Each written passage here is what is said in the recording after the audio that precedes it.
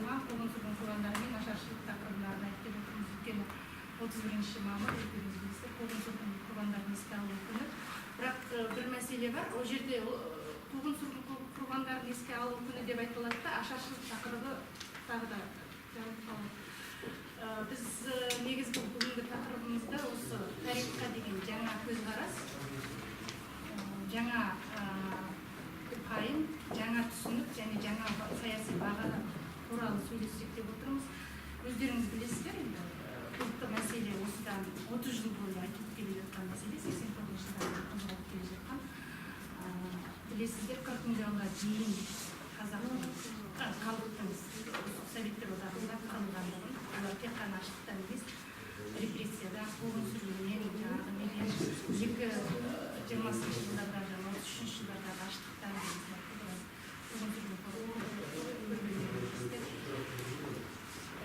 енді бір мәселе бар.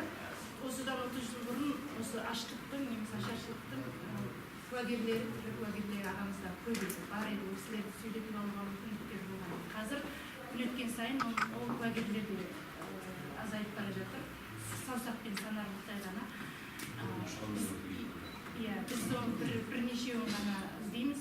Көбі сосын 33 жылдары, немесе 30 жылдары бала болған, немесе жаңағы көп нәрсені есте сақтамаған адамдар қалып жатыр. Сондықтан куәгерлер азайған сайын тарихты алыстай береді. Енді бір мәселе бар.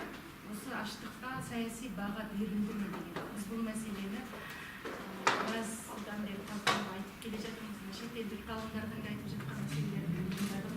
Кейбіреулер айтады, қазақ халқына жасалған геноцид дейді, кейбіреулер жоқ геноцид емес дейді.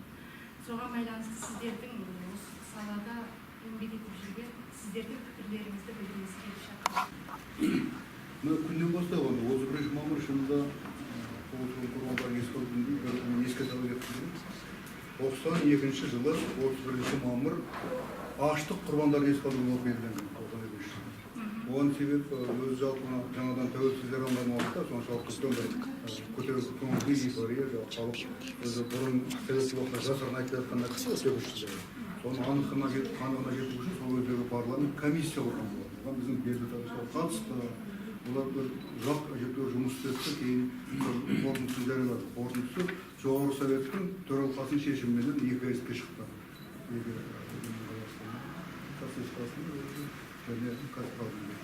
Сонда қазақ халқына қарсы геноцид жарияланып келеді. Бірақ өкінішке қарай оны баға беріп қалуды қиын, өйткені тек қана комиссияның қорытындысы. Ал үстінде үкімет, ол жердегі үкіметімізде парламент, сол жердегі жоғарғы кеңес, соны жариялағаннан артыққа барған жоқ. Егер ол шынымен геноцид жарияланып есептесе, ол саяси бағада есептесе, онда сонымен бір іс-шаралар қолдану керек. Оның қалай зардабын қалай жою керек. Оған кім айыпты болды, кім не істеп болу керек деген мәселе олар талқыланған жоқ, халық сол жылы жабылып қалды. Оның қасында біздің күнге байланысты. 31 мамыр 92 жылы нәубет күнін еске алу күні деп белгіленген. Содан 5 жыл бойы үкімет жұмған орнатқан жалғалып жүрді, бірақ үкімет тарапынан, мемлекеттік тараптан бұл күн аталған жоқ. Тек 97 жылы саяси қуғын-сүргін құрбандарын белгілеу деп Назарбаевтың белгілі шешімінен кейін қуғын-сүргін құрбандарын белгілеу деп атала бастады. Ашаршылық соның ішінде тасасында қалды. Негізінен репрессия айтылады, ал ашаршылық мәселесі қалып жатты. Енді бұл бас кезінен бастап біздің менің шынында қатысым болды, өйткені сол кезде біз Мәскеу ғой өзіміздің бәрімізде. Мәскеуде мемориал деген қозғалыс басталған болатын. Біздегі кіші желтоқсанның соңында, кіші 37 жылдың соңында, 88-де. Сол мемориалдың үшін біздегі азаматтар, кинематографистер, журналистер, жазушылар, тарихшылар, әдебиетшілер бәрі бас қосып, осы сияқты Сталинизм әшкерелеу мәселесін қолға алу керек деп осылай мәселе көтерді. Соның басынан бастап біз қатысып жүрдік. Содан кейін сол Алматы қаласында көптеген ол кезде ұрпақтары тірі болып, репрессия ұшырағандар. Солар жинап өткіздік. Содан кейін бір дайындық комитеті, оргкомитет деген құрдық. Оның мақсаты сол жалпы осы сталинизмнің зардаптарын толық зерттеу. Біз айтамыз, Мәскеуден біздің айырмашылығымыз бар. Мәскеу дұрыс айтып отыр. Репрессия, сталинизм үлкен қылмысы, репрессия ол рас, бірақ Қазақстан үшін үлкен қылмысы ашаршылық болады. Ашаршылық деген ол айтылмай келгенде жабық тақырып болады. Соны зерттеуімізді қостық.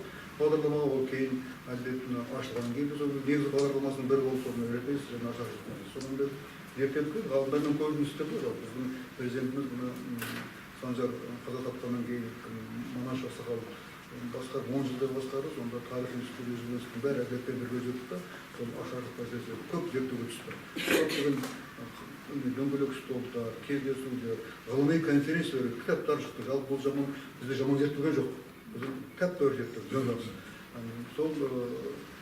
содан кейін әділет өз тарапынан арнайы конференция өткіздік әділеттің 20 жыл болғанда есімде 20 жыл арнайы конференция өткіздік сол ашаршылық мәселесі айтып берген соны мен бір нәрсе айтқым келеді журналистердің үйі ме ғой сол кезде біз мына журналистерді шақырамыз конференцияларға ана жаққа қарай бірақ анда санда мақала берсең жерде отырады бірақ келіп ана конференцияның жұмысын насихаттау деген жоқ біз арнайы мынандай беріп сталинизм қос нүкте репрессияланған Қазақстан деген тақырыппен халықаралық конференция онда да ашаршылық мәселесі қаптайды репрессия мен ашаршылық мәселесі онда да біз журналистер оған сабақ болады сабақ емес қорқып қарайды басшылар солай сондай бағыт беретін шығар әйтеуір біздің бірінші президент анау астанаға барып сөз сөйлеп ескеріс ашқаннан кейін ғана бір беттерін бұра бастады өкінішке қарай біздің алдыңғы қатарда болуға тиіс дейтін журналистеріміз сол жерде сондай өкінішке қарай құлдық психологияны көрсетті енді қазір шүкір алып келеді ғой қабылдаймыз мұның осындай болатын сонда бұның енді мына күнге байланысты тағы да бір нәрсе айта кетейін мына бұлар үкімет енді кейде былай білдірмей ғана түзеп жатады ғой біз мысалы әділет тарапынан былай айттық 31-і қуғын-сүргін құрбаны дейміз жарайды дұрыс бұны ашаршылықты қозғай жүрміз бірақ ол тасасында қалып отыр ал ішінде ашаршылық деген ол үлкен тақырып ол енді біздің мұнда екі рет өтті деп жазыпсыздар іс жүзінде қазақ оны 3 мәрте көрді алғашқы ашаршылық толқын 17-18 жылдары осы мына оңтүстік өлкеде болды ол Түркістан республикасында анау шетте жатып Мұстафа жазған болатын 1.114.000 адам қырылып кетті көшпенді қырылып кетті оны біреулер нақты дерекке сүйенген жоқ ол бекер деп айтады ал іс жүзінде мысалы мен өзім көрдім Түркістан республикасының Мәскеудегі өкілі Шакиров Түрік республикасының Мәскеудегі өкілі хабар берген ана Мәскеуге Түркістанда 2 миллиондай адам ашық жатыр 2 миллион адам ашықса демек миллион адам өлген бұл толық мүмкін ғой міне осындай нәрсе бұл атаусыз қалған соң міне күн бүгінге дейін осыны айтады жазып жатыр айтып жатыр екі ашаршылықты 20-23 айтады 32-33 айтады іс жүзінде 3 түркін көрді сол миллион алғашқы ашаршылықта кетсе одан кейін тағы миллиондай мынау 21-23 жыл кіші Қазақстанның төңірегінде өтті ол енді баяғы соғыс коммунизмнің зардабы ғой военный коммунизм орталықта отряд келеді әлгі құрыды отрядтар азық-түлік жинаймыз қазақтың малын көтереді орнына беретін ештеңе жоқ ол да жасанды нәрсе сондықтан сөйтіп ол да ашаршылық губернияның бүгін ашаршылық ауысты бірінші ашаршылықта біз әдетте әлгі геноцид дегенге келіспеймін дегендерін айтады бірінші ашаршылықта тұрардың өзін жазып кеткен бар тұрар рысқұловтың көп жұмысы бар ғой ашаршылық комитетін басқарды онда мына большевиктер ұстанымы былай болған өзі большевиктер билікті алған кезде сол жұт болды 17 жылы ана бізге оңтүстікке келетін астық Ақтөбеден келмей қалды жетісуда шамалы өсті жалпы астық болмай аз ғана астықты большевиктер бөліп олар мынандай ұран көтерді біз мына көшпелі халық қазақ деген мысалы көшпелі бұлар марксизм тұрғысынан бұлардың болашағы жоқ бұлар бәрі құрып бітеді екінші болып тұрған әлсіз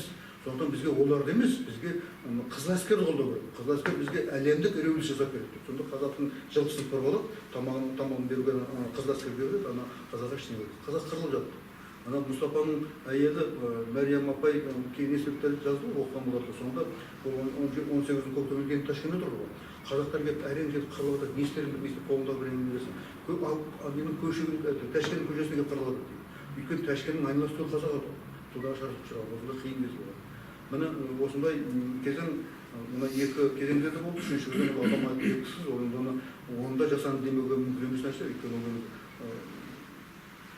25 жыл айтпақшы екі өлке біріккенінде Сейітқалидың сөзі менге шықты Мәскеуге Қазақстанның губернаторы ашаршылыққа ұшырап жатыр дәлелдеу мүмкін емес ресми түрде 5 съездің мэріне айтқан міне ол енді жасанды немене дейсің оған оларға дәлелдеу керек оларға көрсету керек білу керек әрең бірдеңесін береді бермесе береді міне осындай қиындық ал 33-те ол мүлдем алғашқы ашаршылықтарда біріне жазып жатты газеттер ал 33-те ашық туралы ел қырылады деп жазуға мүмкін болмай қалды өйткені қолға алды үкімет өзі жақсылап тұр үн шығармауды шетелде жатқан Мұстафа алғашқы ашаршылық туралы сол советтің дерек көздеріне сүйеніп ашкерлеп жазып жатса мыналар туралы үндей алмады себебі ерік жоқ газеттердің бәрі үндемейді ол туралы осындай бәрін қолға алған, сонда әрине бәрін қырып салады да, ол біз емес, өзі Голощекин айтқандай, ол өзі көшпелі халық, ауыл шаруашылықтар бізге зиянын келтіріп жүр, малды қырып тастады, осы қотты айтады.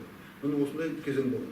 Міне осы шаршарлықта өзі тікелей алғашқы миллион, екінші миллион, мына үшіншіде 2,5 миллиондай, 4,5 миллиондай қазақ тікелей опат болды. Тікелей. Енді олардың ықтимал өсімі, табиғи өсім болу керек қой. Сол табиғи өсім десек те упущенный прирост. Онда сол 10 миллиондай қазақтан 3 ашаршылықта 16 жылдан 33 жылға дейін біз айырылды. Ана президенттің айтқан сөздің жанында ол жерде ондай апат болмаса, шынында біз қазір 40 миллион кемді сан болса сапада басқаша болар еді, ол өз атымен. Енді мынаны соны біздің неге айтпайды дегеннен келетін болсақ, неге қарайды сол. Арамызда орыстар қарайды, Мәскеуге қарайды, бәле содан болып тұрды. Мен жаңа 5 жылда аталмады дедім, себебі біздің үкімет алаңдап арамызда орыстарға және Мәскеуге қарайды. Сондай бәле бар. Біз айтамыз, ол енді біздің арамызда орыстар мен Мәскеудің тікелей кінәлі емес қой. Қазір демократиялық Россия бізбен туысқан Россия ол. Демократиялық ұстаным бойында. Оның істеген советтік режим, большевиктік режим, саясат.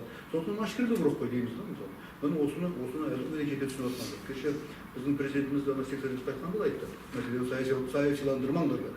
Күні кеше менің Ресейдің сыртқы істер министрі айтты. Бұлар қазақтар көбейтіп барады ашаршылықты. Россияда ашаршылық болған Россияда. Оны саясиландырмау керек деп. Ал оны айтып отқан Россиясы Қазақстан. Қазақстан Россияның құрамында болады. Мәселе қайда жатыр? Сондықтан бұл мәселе өзі күрделі мәселе. Оны енді оның жасанды сипаты көп болған мойындаған дұрыс. Ол дәлелденіп кетті осы уақытқа дейін. Көп жазылды, көп зерттеу болды. Біздің бастан қойған уақытта біздің мына әділетке қатысып жүрген тарихшыларымыздың еңбектерінде оның бәрі бар. Жазылған.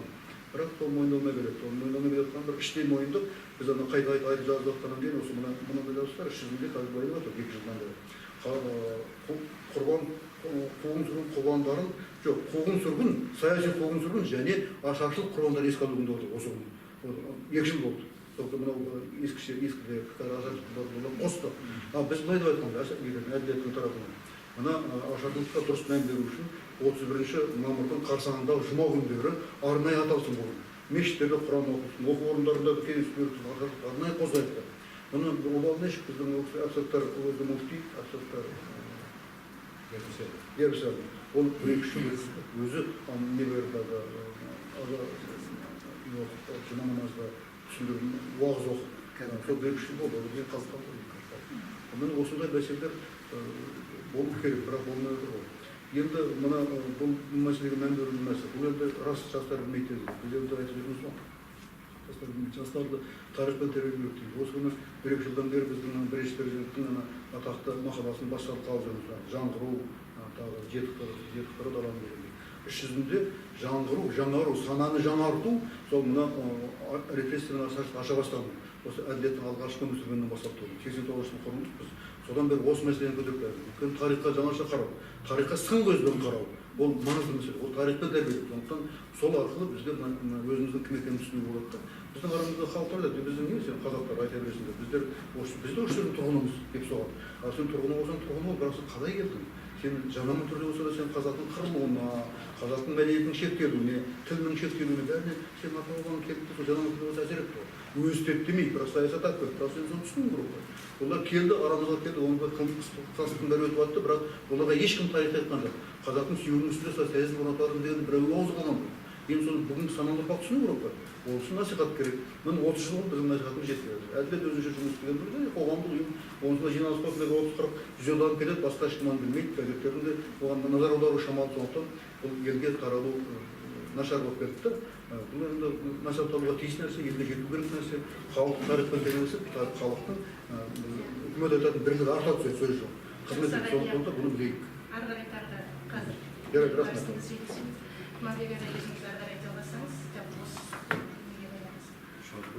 Қазақтың басқа сүрін зұлматын әулеттің бәрі, біздің өз қазақтың бағы да соры да жері. Қанша патшалық империя, Россия болсын, кеңес үкіметі келгеннен кейін болса да, бәрі де қазақты ұлт ретінде жоюға бағытталған саясат ұстады.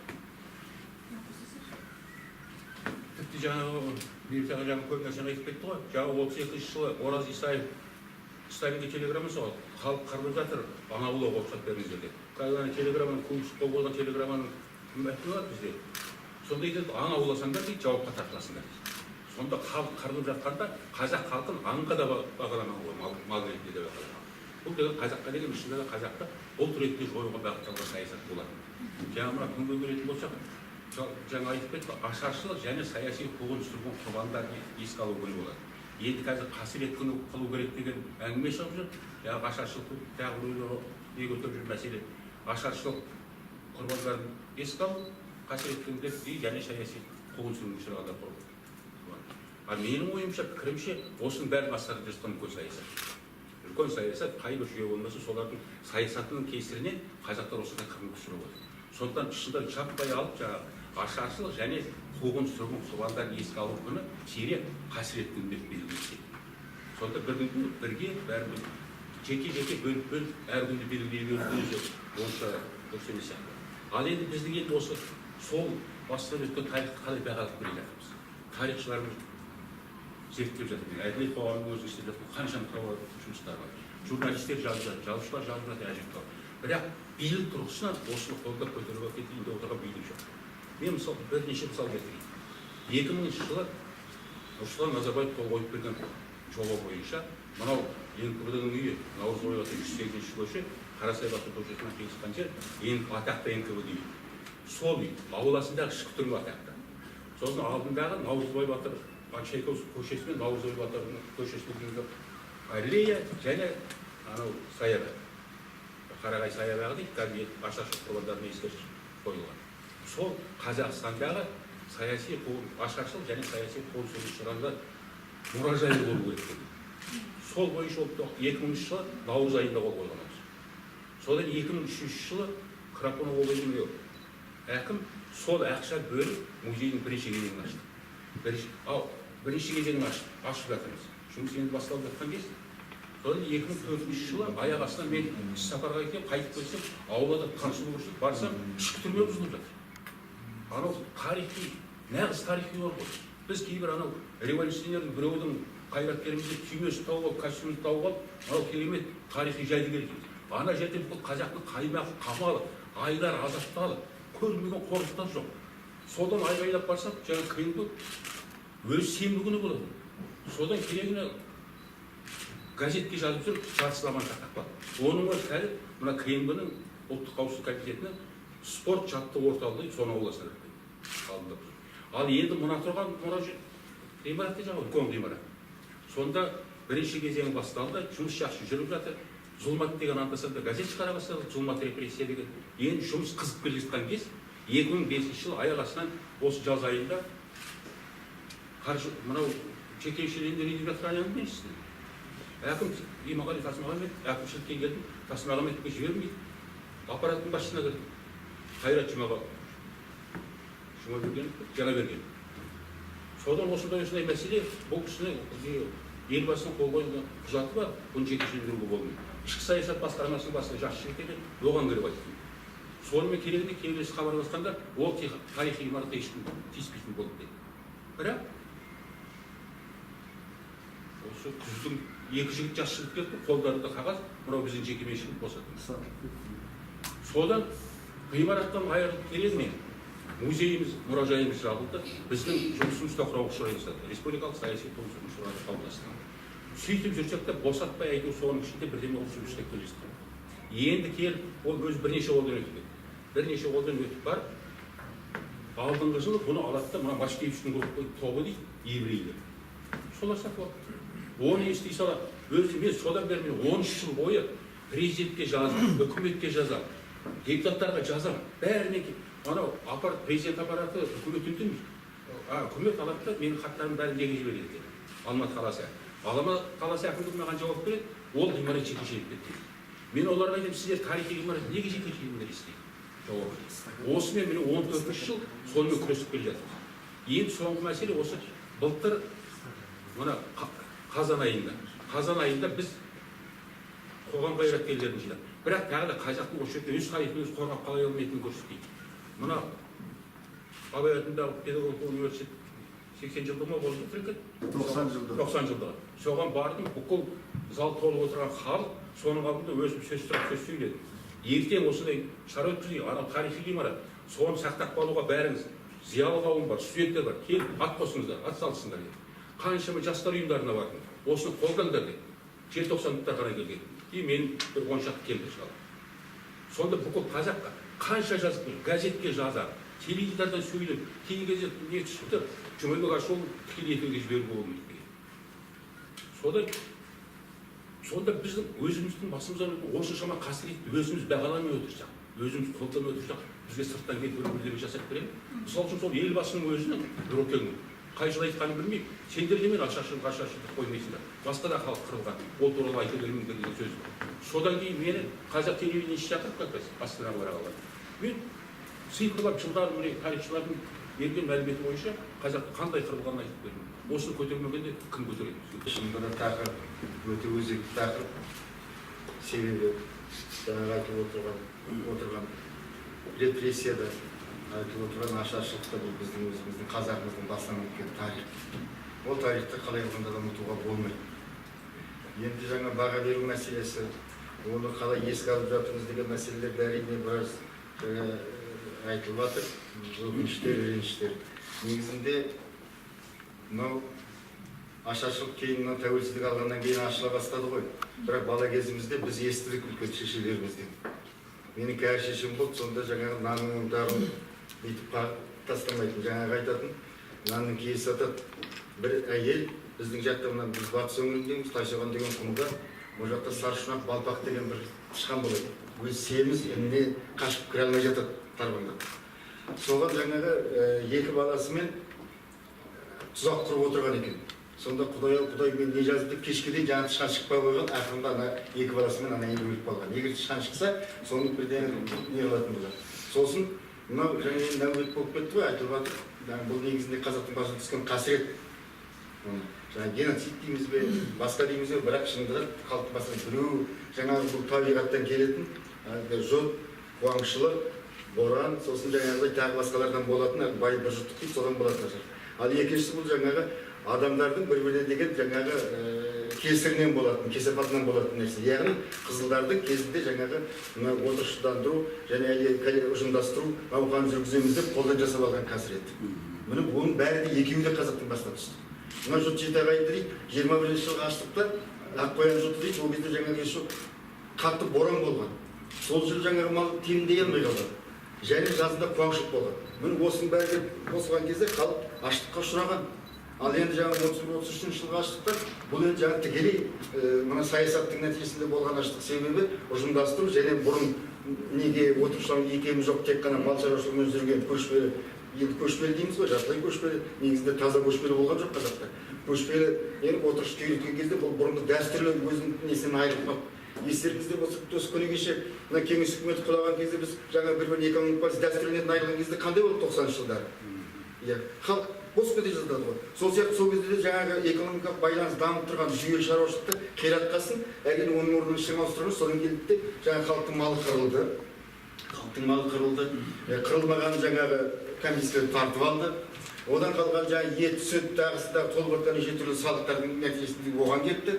Енді ол күнкөріс, басқа күнкөріс жоқ, халық ашырады ғой. Аштықта қырылғаны рас. Енді жаңағы айтайын деп отқан әңгімем. Сонда мынау халық не істеген? Енді жаңа аң дейсіз. Менің атам Жұмағұл деген кісі, енді аңшы деуге жата ма, не жата? Бізде ойыл деген өзім бар. Балығы тайдай тулап жатады. Сол қолына шаншық алып, жаңа балықпен семьясын асырап алып қалды. Балықпен. Балық аулап, әйтір үйтіп жаңа судың жағасынан. Сосын біздің елде не өседі? Құмаршық деген шөп өседі. Естулеріңіз болар, құмаршық деген, тары тақылетте, сөз жабай өседі, қағып түсіреді, астына бірдеңені қояды да, жаңа простына матаны жайып қойып, сосын жаңа қуырып жейді. Оны көп жеуге болмайды, көп жесе ішіне кетеді, бірақ жаңағы сонымен, сосын әкем айтатын, атшоңғай деген болған екен. Өсімдіктің тамырын, құмға өсетін өсімдіктер, жуан, соны қайнатады екен қазанға салып, соны жаңа бұланып қылып жеп сөйтіп, іштері кеуіп кетеді. Сол жаңа әкем айтатын, жаңа аштықтың қазақтың басына түскен нәубет екендігі. Ойылға жете алмайды, көктемнен кезеді дейді, келе атырып, ішіне тас байлап алады екен. Қарның ашын білдіртпеу үшін тасты қатты байлап алам дейді, қылшырғымен, сосын қысамды жаңағы өзенге қарай шығам дейді. Себебі ол кісі ашық қой. Сонда дейді, бір уақытта көзін қарауытып құлап барады дейді, сол жаңадан шығып келе жатқан жер дейді, қолымен ор-ор, 2-3 рет аса беріп, көзім кішкене неге тірі қалды деп сөйлейді. Бұл шынында да елдің осы мына қазақтың бірде-бір семьясы жоқ болар деп ойлаймын. Осындай аштықтың атасы не болмаса бабасы құрбан болмаған. Сондықтан бұл аштық тақырыбы әрине ашаршылық бұл өте күрделі мәселе. Әрине енді жаңа саяси баға бермейді деп жатырмыз, саяси баға бермейді. Енді саяси баға әңгіме ол емес, әңгіме сол біздің тарихты қалай бағалап жатқандығымыз. Біз содан сабақ алуымыз керек. Болашақта осы халқымыз сондай нәубетке ұшырамау керек. Мына қазір дұрыс елбасымыз айтты, рухани жаңғыру жүріп жатыр, ұлы даланың жеті қыры. Бәрі де қарап отырсаңыздар біздің қазақтың тарихы. Ешкім бізге мысалы тыйым салған жоқ, сен осылай айтпа деп. Ашаршылық болмайды деп ешкім айтып жатқан жоқ. Жаңа сіз айтып кеттіңіз, анау Казгинге бардым, сіз айттыңыз осындай ешкім ашаршылық болғандығын бәрі де мойындайды. Тарихта жазылды. Оған ешкім қарсы емес, шындық нәрсе. Жаман тарих болсын мейлі, өткен тарих жақсы болсын, ол біздің өткен жолымыз, тарихымыз, оны сызып тастауға болмайды. Сондықтан да тарихқа мына кішкене баға берген кезде былай дұрыс тарихи көзқараспен қарау керек. Енді біз қазір демократия деп, сосын жаңағы сөз бостандығы деп кейде артықтау кетіп қалып жатырмыз, айтамыз. Тарихты негізінде мен ойлаймын, мына тарихшылар жазған кезде кәдімгі тарихи деректерге сүйеніп жазу керек. Тарихи дерек болу керек. Құрып анау айтты, мынау айтты. Қазір кейде мен өзім кәсіби тарихшымын. Кейде тарихтың қайсы тарих, қайсы шын тарих, қайсы өтірік тарихын айыра алмай қалатын жағдай. Сондықтан да жаңа баға бергенде бейбіт ағамыз дұрыс айтты, жаңа сандардың бәрін бұл кісі жатқа айтып отыр. Жаңағы бірінші аштықта қаншадан қырылған, екіншісінде қанша, үшіншісінде қанша. Президенттің Назарбаев университетіне барғанда сөйлеген сөз 40 миллион президенттен 48%-іміз қырылып қалды деді. Ол дұрыс нәрсе. Ал репрессиямен енді жаңағы ашаршылықты бөліп алуға болмайды. Ашаршылық пен репрессия екеуі қатар жүр. Бәрі саясат ол. Мен айтайын деп отырғаным 31-34 жылы мынау Маңғыстау адай көтеріліс болды үлкен. Мен соны қарадым. Сонда қарасаңыз репрессия кімдер ұшырады? Аштықта қырылғандар қырылып қалды. Босқындар Түркменстан басқа жаққа не жаққа өтіп кетті. Өтпеген жаңағы қалғандарын репрессияға ұшырады. Тікелей репрессия атты, асты, мына Каспий флотилиясы керек болса зеңбірекпен атты оларды. Қолында ешқандай қару жоқ дегендердің. Міне содан келіп олар жаңағы қуғын-сүргінге ұшырады. Сондықтан екеуінің екі тақырыптың жаңағы өзекті бір-біріне жақын екендігі сондықтан. Тіпті кейін мынау сол ұлттық қауіпсіздік комитетінде ұлттық емес қой ол кезде мемлекеттік қауіпсіздік комитетінде істеген кейін 20 жылдарда. Сол кім деген Омаров деген кісі кітап жазды. Не деген ойлан қалғанның адай даласы деген. Сонда айтады, мынау 40-шы жылдар, 50-шы жылдар дейді, жаңағы Маңғыстаудың құмдарының ішінде радио тыңдамайтын, газет етпейтін, геолог разведка ол кезде мұнай қарап жүр қаптап. Соларды көргенде көшіп кетеді екен бір ауыл жүрді дейді. Ауыл, себебі жаңағы тырнағы батып кеткен жаңа кезінде жазалау отрядтарының, сосын бұлар жаңағы өздерінің түйесінің малын сүтін ішіп, етін жеп, сол даланың суын ішіп, бір-біріне қазақ емдеп сөйтіп жүргендер екен, сонда ештеңеден хабар жоқ дейді. Керек болса жаңағы соғыс болып жатқан, басқа да оқиғалардың болып жатқан. Мінекей бұл енді репрессия не? Өз халқы, өз елінде, өз жерінде сөйтіп босып жүрсе.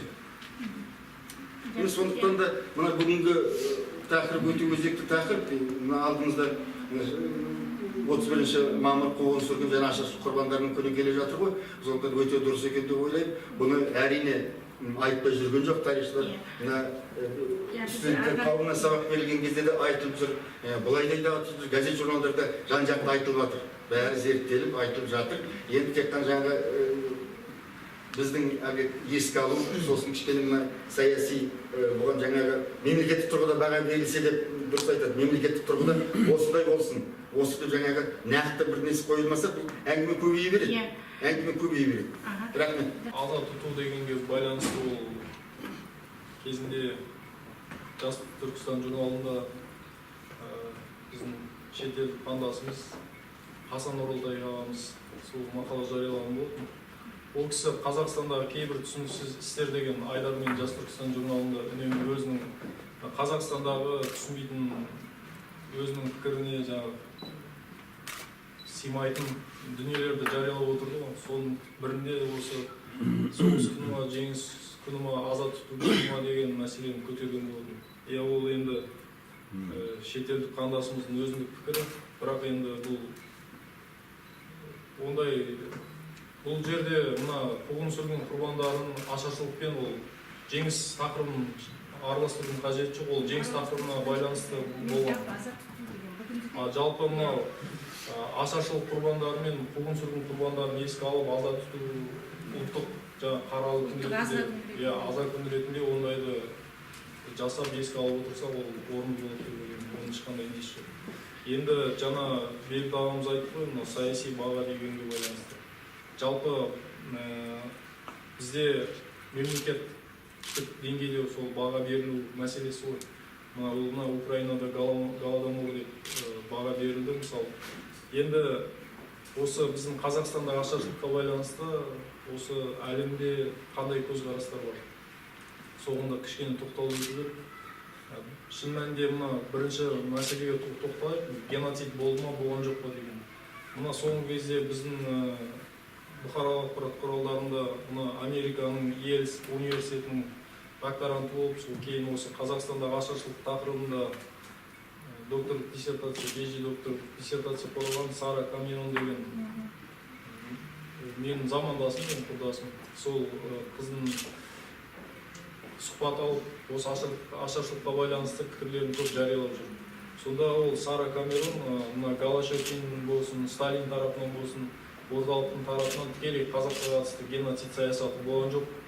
Бұл жаңағы жергілікті басшылардың да кінәсі болды деген сияқты пікірді айтқысы келеді. Яғни қазақ халқы шын мәнінде жаңағы көшпелі халық, өмір сүруге қабілетсіз, мына отырықшылыққа икемделу кезеңінде сол өзін қамтамасыз ете алмады деген сияқты тағы да толып жатқан бүкіл фактілерді сол кездегі тарихи жағдай ескеруіміз керек деген сияқты пікірге айтып, жаңағы геноцид болды дегенді айтқысы келмейді.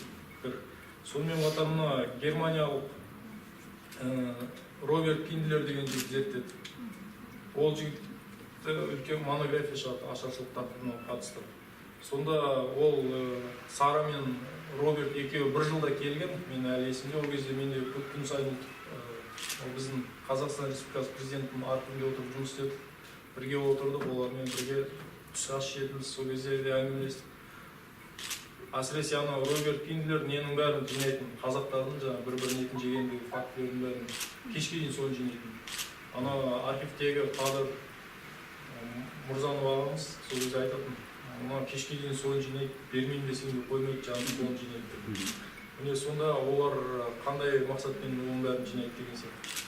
Жалпы біз өз тарихымызға баға берген кезде, қазіргі кезде мына қазақтың жалпақ шешелігі бір шетелдік тарихшылар, ғалымдар пікір білдірсе, соларды алдыға салып сөйлеуді, басқа сөз бетінде соларды айтуды бірінші орынға қойып кетеміз. Негізі ол дұрыс емес. Қазақтың тарихын дәл қазақ сияқты түсініп, қазақ сияқты танитын халық ол басқа ешкім емес. Біз өзімізді өзіміз танып, өзімізге өзіміз баға беруіміз керек.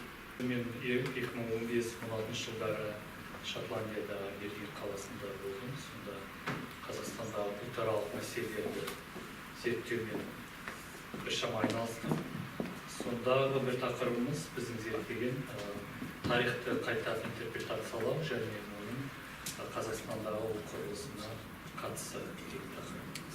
Яғни Қазақстандағы ұлт құрылысына тарихқа деген жаңа көзқарас қандай әсер етіп жатыр, және Қазақстанның ішінде қандай көзқарастар бар, қандай ағымдар бар, жалпы қайда дамып бара жатыр мәселені біршама қарадық. Ол басында теория жүзінде зерттедік, одан кейін Қазақстанға келіп біршама зерттеулер жүргіздім. Әсіресе ол тек ресми историография тұрғысынан қараған жоқпын, және мұнда мен қазақ ұлтының көзқарасы тұрғысынан, яғни popular narrative халықтың пікірі. Бұл халықтың пікірі дегенде осы жерде айтып отырған сіздердің пікірлердің барлығы кіреді, және сіздердің пікірлеріңіз көбінесе жаңағы ресми ұстанымға да кіреді. Арасында айырмашылықтар бар, қазір түсіндіріп айтып. Содан кейін мен біршама орыс қоғамдарының көзқарастарымен таныстым, және Қазақстандағы неміс ұлт өкілдерінің көзқарастарымен таныстым. Сөйтіп бірнеше бағытта топтастырдық. Яғни бұл жерде мен тек ашаршылықты ғана алған жоқпын, жалпы отаршылдық кезеңі. отаршылдық кезеңі Қазақстанда саяси тұрғыда қалай қолданылып жатыр, саяси құрал ретінде. Соны талқыладық. Сонда оны біз травма деп алдық. Травма деген жарақат, біз бәріміз айтып отырғанымыз жарақат, рухани жарақат. Және бұл травма қалай анықталады? Анықтамасына қарасақ, 3 анықтамасы да біздегі айтылып отырған келеді. Ол жай ғана жарақат емес, ол жарақат болды деген шешім, саяси шешім. Қоғамның шешімі және мемлекеттің шешімі.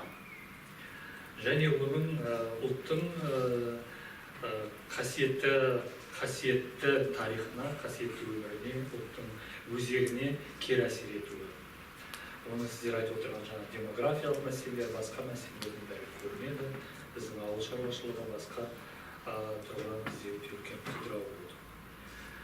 Содан кейін ең үшінші анықтамасы травманың ол эмоционалдық, институционалдық және символдық тұрғыда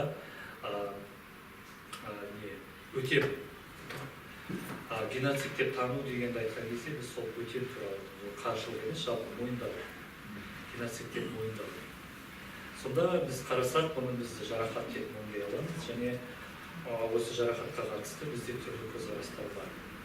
Және бір тенденция қазіргі байқап отырған. 90-шы жылдардың басында, жаңа сіздер де айттыңыздар, 90-шы жылдардың басында мемлекет пен жалпы тарихшылар қауымының көзқарасы бірдей болды. Мемлекет тарихшылардың ұстанымын қолдады. Сол кезде жаңағы қуғын-сүргін құрбандарын еске алу күні деген күн белгіленді, ескерткіштер белгіленді, орнатылды деген сияқты. Көше атаулар, әртүрлі атаулар. Бірақ кейін келе бұл тенденция қазір өзгеріп бара жатыр. Мемлекеттік историография мен жалпы қоғам пікірі алшақтап бара жатыр. Яғни бізде ресми тарих бар, сосын басқа тарихтар бар. Мұнда біз олардың арасындағы айырмашылықты неден байқаймыз? Олардың арасындағы айырмашылық жаңа травманың өзінің табиғаты, қандай травма алды, оны кім ұйымдастырды және одан кім құрбан болды. Сол мәселеде бізде алшақтықтар бар. Ол алшақтықтар жаңа сіздер де айттыңыздар. Мәселен, бізге қазақ қоғамының ішінде бұл отаршылдықтың жалғасы, бұл орыс отаршылдығының Ресей империясының қазақтарға қарсы жасаған геноциді деген мәселе бар да. Ал мысалы басқа ұлттарда ол керісінше айтылады. Қазір соны айтады. Ресми историография қандай? Ресми историография көбінесе қазақ өзі жаңадан қалыптастырған, өзі жасаған қазақстандық ұлттың имиджін қалыптастыруға пайдаланады. Яғни бұл жерде қазаққа қарсы жасалған геноцид емес, совет режимінің зұлымдығы, жалпы халыққа қарсы зұлымдығы.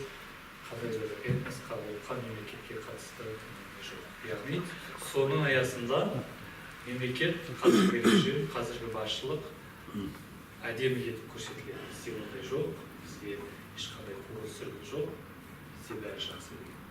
Яғни бұрын бәрі жаман болды, қазір бәрі жақсы. Содан кейін біртіндеп бұл этностық негіздегі историографиядан режимдік негіздегі историографияға келеді. Режимді мадақтауға lazım. Бірақ бұл историографияның ішінде мәселен Ұлы Отан соғысы көбінесе әлі күнге ұлттық негізде бағаланады. Себебі біз оқулықтарды қарадық, мектеп оқулықтарын. Сонда мектеп оқулықтарында көбінесе Қазақстанның Ұлы Отан соғысына қатысуы, қазақтардың қатысуы деген есеп. Көбінесе қазақ батырлары, соғысқа қатысқан кісілердің есімдері, қазақ есімдері аталады. Содан кейін бізде бәрімізде белгілі, ол газеттерде де бәріміз де айтамыз, қазақтар басқа ұлттарды құшақ жая қарсы алды деген бізде пікір қалыптасқан, және бұл пікірді ресми историографияда да айтамыз, бірақ басқа ұлттар бұл пікірлерді ішінара жоққа шығарады. Олардың айтуынша қазақтардың ақпараты болған жоқ, депортация кезінде қазақтар сыртқа теппесе де олар түсінген жоқ бұл жағдайды деген көзқарастар. Ал қазақтың ұлттық тарихы. Қазақтың ұлттық тарихы бұл ресми историографиядан ауқымды. Мұнда жалпы колониалдық мұраның үлкен тізімі бар. Бұл тізімге тек қана Совет одағының кезі кірмейді, және оған дейінгі қазақ хандығының Ресей империясының қол астына кіруінен бастап болған оқиғалардың барлығы кіреді. Және көбінесе бұл үшін Ресей, қазіргі Ресей жауапты деп айтылады.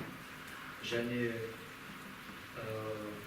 геноцид мәселесі, мойындау, кек алу мәселелері айтылады. Ол ақпарат құралдарындағы ауызекі сөздерде айтылады. Және Совет одағы кезеңі зар заман кезеңінің жалғасы ретінде айтылады. Оған қатысты көп әндер бар, өлеңдер бар, ақындардың шығарған өлеңдер. Солардың барлығын біраз қарап зерттедік. Сөйтіп, қазақ историографиясы мемлекеттік историографиядан біршама алшақтап бара жатты. Және 1931-33 жылдардағы геноцид оқиғаларды геноцид деп тану туралы талаптар күннен күнге жоғары деңгейде, ұйымдасқан деңгейде қойылып жатыр. Бұл мемлекеттік билікті біраз тығырыққа тіреп отыр. Себебі билік жаңа өздеріңіз айтқандай Ресейге, басқа конъюнктураға, іштегі басқа ұлт өкілдеріне біраз жалтақтап отыр.